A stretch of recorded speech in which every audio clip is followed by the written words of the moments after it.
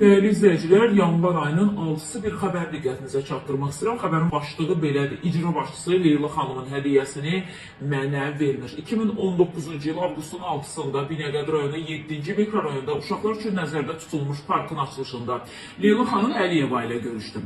Həmin vaxt yanımda 10 yaşlı Zeynəb var idi. Leyla xanım soruşdu ki, anam məndən nə istəyirsən, necə kömək edeyim? Mən isə xahiş etdim ki, atasız 2 nəvəmə 2 otaqlı ev istəyirəm. Həll edərik dedi və qolundakı biləziyi çıxarıb nəvəmin qoluna taxdı.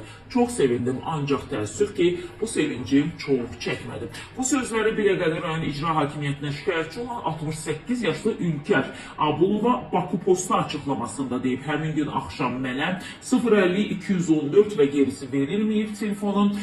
Bu nömrədən Kənan adlı bir kişi zəng etdi və dedi ki, 2 gün ev axtarıb yerini deyin, mən gəlib baxıb pulunu verəcəm, xanımın tapşırığıdır. Mən 2 gün axtarıb ev tapdım. Nəhayət 6-cı gün Kənan zəng edib dedi ki, icra hakimiyyətində İlqar Süleymanovla danışdım.